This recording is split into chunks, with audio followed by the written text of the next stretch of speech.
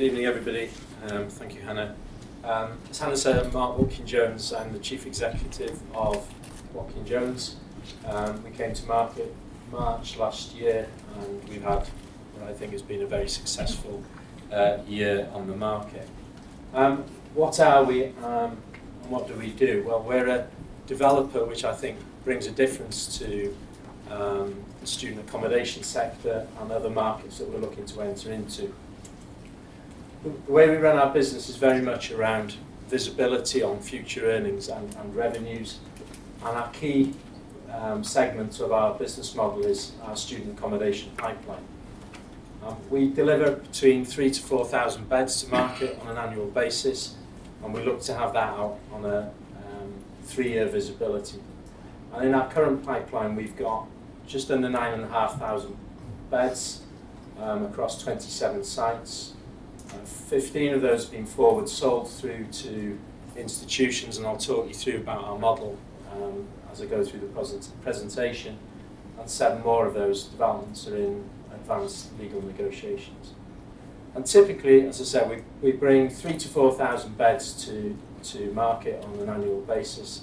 Our 2017 deliveries have all been forward sold, and our 2018 deliveries we're looking to bring just under 3,500 beds to market. 5 of those have been forward sold, 5 are in legal negotiations. And so on 2019, the story continues. Part of what we do is not just about developing the sites out, we also manage the sites for our clients once we reach practical completion. And that model works very much like on an annuity type income, and we manage at the moment just over 12,500 beds across the UK for our institutional clients, and that's contracted already to grow to over 18,500 beds by FY20. Where we see a great opportunity in what we do is to grow the business and to get some increase on revenues and earnings is in the private rented sector. Private rented sector is very similar to what we do in students in that it's multi-occupancy dwellings across the UK, and we are seeing a lot of traction with our existing clients wanting to get into the private rented sector space. They've seen great success in students, and it's our clients that are encouraging us to get into this model. And my aspiration over time would be to replicate what we do in the student accommodation pipeline in terms of revenue and earnings in the private rented sector. I don't see any reason why we can't do that in the medium to long term. So the strategy for the business is to continue our growth of the core student property development business, and that focuses on high quality earnings, to continue to grow the fresh student accommodation business, which gives us great repeat business and repeat revenue and earnings, and then gradually on a sustainable basis expand into the complementary private rented sector and build on that pipeline that we can see with our clients, as I said. And what we've also done to complement that part of the business is to launch a management company which we've named 59 Living, which will purely focus on private rented sector opportunities. So that really is the investment highlights around our business. In terms of the model, and I think this is what gives us the great visibility, is what we do is we provide what we say an end-to-end solution to our institutional clients that want access into the student accommodation sector, but don't want to get involved in how that asset gets delivered to the market, and most importantly how that asset is managed on a post-completion basis. So there's 4 main parts to what we do: site procurement and planning, transaction and funding, construction and delivery, and the scheme management. And as part of that, what we look to do in the site procurement phase of the development is we're looking to maintain that pipeline, that business pipeline, at between 3,000 to 4,000 beds per annum. So we're always looking for between 9,000 to 12,000 beds in our pipeline at any one time. And what we're very good at is identifying sites. And we identify sites by walking the streets in identified towns and cities, and we look then to engage with vendors. And what we're looking for really is sort of, very rarely do we buy a site that's got a for sale sign in the ground. We're looking to acquire sites that have sort of tired and unloved buildings and look for opportunity on that basis. We look to negotiate with the vendors of those sites, typically on a subject to planning basis, a satisfactory planning basis. And that word satisfactory is very important to us because it protects us from not getting the planning consent, and if there was a sudden change in economic sentiment or something, yields shifted against us, it wouldn't be a satisfactory planning consent, so we wouldn't have to complete on the acquisition of that site. Having said that, we've never failed to get planning on a site that we've acquired on that basis, or any other site that we have acquired. We've delivered over 32,000 beds across 98 developments on the last 15 years, so we've got a great track record, and we do know what we're doing on planning. Typically the model, we pay a refundable deposit 5 to 10%. What that means is that deposit sits in an escrow account, and we're protected. The only real cost to us of that is the cost of that money sitting in an escrow account for the period we're working up the planning consent. Third-party planning costs, that's our real risk money in this particular example. Around about 300,000 is what it could typically cost us for a sort of third-party planning cost, so external architects, engineers, all the support services that we need, but we carry a lot of in-house support services to gain planning consents. Typically what we do when we start to get traction on a planning is engage with our institutional clients, and our institutional clients are sort of household names, so you have your Legal and Generals, your M&Gs, your AIGs, big international funds that want to be in the student accommodation sector, have assets in that asset class. We can engage with them at a very early stage. We know where their target towns and cities are, we know what their appetite is. Because we're not holding the assets, they see us very much as a conduit to their holding of the asset class. So they're not seeing us as a competitor. So because of that, we're sharing a lot more information together than we might necessarily if we were sort of holding some assets and releasing others to the market. What we do is when we agree that we're going to sell a particular development to a particular fund, we would, in an ideal situation, that fund will step into our purchase contract, so we never actually take ownership of that particular site. So the effect is that the demands on our working capital are very low. So as we forward sell, the fund buys the site off the original vendor. The vendor, he goes, and then the fund will enter into a development agreement with us to build out that asset for a particular cost for a completion date, which will typically be ahead of the academic year. So we're usually on a 2-year cycle. Typically we want to be on site in a January to April period for delivery 2018. We'd be in that sort of period now. Once we enter into the development agreement, we then build out the asset for that institution, and we do our own construction work in that we manage the process. We don't carry trades, we don't carry subcontract or sort of other sort of trades that you might subcontract down. We manage a tight supply chain. And through the whole process, we then get paid on a monthly basis. So again, through the whole process, apart from that initial period, we're in a positive cash flow position.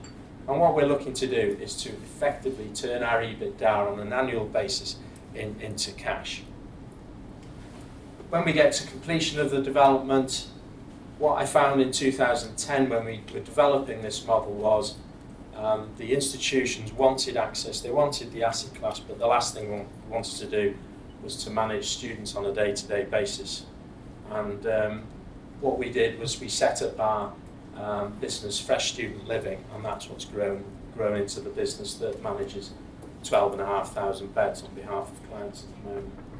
Now the way that business works is they take an effective management fee The risk remains for the lettings and the expenditure on the asset with the landlord, but it's our reputation that is at stake on that. And that business is growing, and it's becoming like an annuity type income. And the gross margin on that particular business is huge. It's around about 65%, potentially growing on that as well. So great opportunity for sort of reoccurring income in that part of the business. So our current pipeline, as I said, we've got over 9,500 beds secured and scheduled to be delivered in the next 3 years.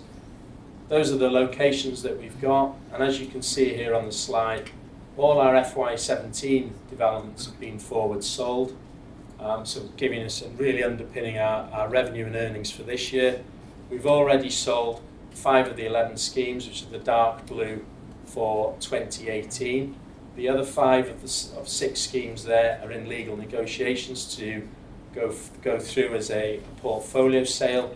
So in the near future we should see that turning into dark blue, and really again seeing great visibility about our revenue and earnings for 2018 and beyond. The small slither of red on the top is a small scheme of 70 units, which I haven't put out to market yet. It's got the planning, it's just too early, and we'll lose potential earnings on that if we sell it too soon in the cycle. And we're already there into FY19. First scheme on site, 500 unit scheme in Stratford, East London, and then another scheme in legals. And we've got the red schemes there are what we've got on secured sites, and we're working at the planning consents on those, and we're looking to add to that. So in another sort of quarter, you'd expect to see that we'd be up past the 3,500 beds for delivery in FY19. So again, underpinning what we do. We might not necessarily deliver more beds or see an increase in the number of beds that we deliver on an annual basis. It's very much a focus on earnings. So certain sites we can earn more than we may do in some of the secondary towns and cities. So it's again how we manage the business so we meet expectations as we go ahead. In terms of the student accommodation market, it feels as though everybody's involved in student accommodation at the moment, but the real facts are that there's 1.7 million full-time students in the UK, and at the beginning of the 2015-16, university applications were 718,000 against 532,000. So even with talk of EU and student numbers dropping, there's still plenty of headroom in sort of the number of applications and the number of students that actually are accepted with places. Now about 24%, probably around about 24% of those students live in what we call purpose-built student accommodation. So the modern facilities that you see down on the bottom right-hand corner of the slide. The student accommodation has changed massively from, in a short period of time, 10 years ago, the quality of the accommodation that today's students look for is equivalent, in my view, of 5-star living. The services that they get is second to none. Security, 24-hour security on site, CCTV, it's secure, it's warm, it's very much a plug-and-play environment. So you can come in and we're seeing this sort of flight to quality away from what a generation or 10 years ago would have been students looking to live in terrace houses. So a long, long way from what I remember as the young ones, and a lot of people in this room will remember as well. A key stat is that about 75% of what the university controlled, which is about 60% of the purpose-built accommodation, was built pre-1999 as well. So again, that's no longer really fit for purpose. All the rooms we deliver now are en suite, and that is what is demanded of today's students and today's parents that put their children through a higher education market. As I said, it feels as though everybody is building student accommodation in the UK, but the real numbers are there's about 20 to 30,000 beds delivered across the UK on an annual basis, and we're delivering in excess of 10% of that. The other operators that bring are fairly fragmented, and I don't believe that there's anybody that brings the volumes that we do to the market. And to put that into context, Unite's sort of recent press release, they've got about 6,500 beds in their pipeline, so it just demonstrates where we are against what is probably perceived to be the market leader. Even with EU students make up about 7% of the market, so not a huge number. It's already more expensive for EU students to study in the UK than it is in their native countries, so we don't believe they come for economic reasons. So we do believe that EU students will still come to the UK post-Brexit. We don't believe the government can basically close the borders to students, because that will just destroy the higher education sector in the whole of the UK. So we do believe, and the general consensus opinion is, that student numbers will continue to grow in the UK.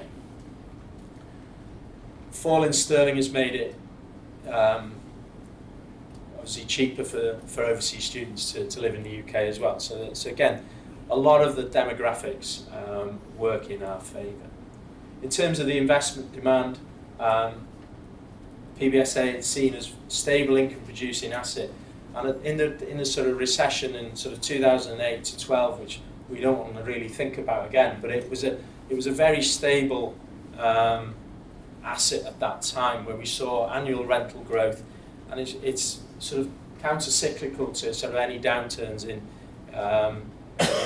the economy, because as the economy slows down, more people go back to university and more people study. So it's very insulated from any sort of economic sentiment or negative economic sentiment. Last year, over £3.5 billion of the stock, and the people that are coming into the sector, really they're looking for economies of scale. So it's big scale business. So everybody wants to targeting 10 to 20 to 30,000 beds. So these are the sort of the ratchets up that the big investors want. And since the fall in sterling, we've seen a huge amount of money coming in from America, from the States and Canada, Middle East, and even Far Eastern investments. And since Brexit, we've forward sold a number of developments to a lot of new institutions that are coming into the market. Fresh student living, I've talked about, it's in your presentation pack. I don't really propose to sort of go through that, but that just gives you a snapshot of what the beds we've got and how we do it. But I think private rented sector is a part of what we're really looking to get into in the near future. This is a scheme we're just completing in Leeds on behalf of AIG, which is a 322 unit scheme, and this is what we will replicate in the business to see that business growing forward. Huge demand. We see the clients being very similar to our students. They're graduating. People of today's generation are not looking to buy properties. They're much more transient in the way they operate, move around the UK. And what we're looking to do here is to foster communities in these developments. So a slightly different model to maybe a buy-to-let that people may have invested in. The advantage to that to us is people are not thinking about, when we're buying sites, how they're going to resell the apartment that they might buy or live in. So we're not competing against house builders, so we've got opportunity to buy sites in these areas. And again, complement what we do in our student accommodation.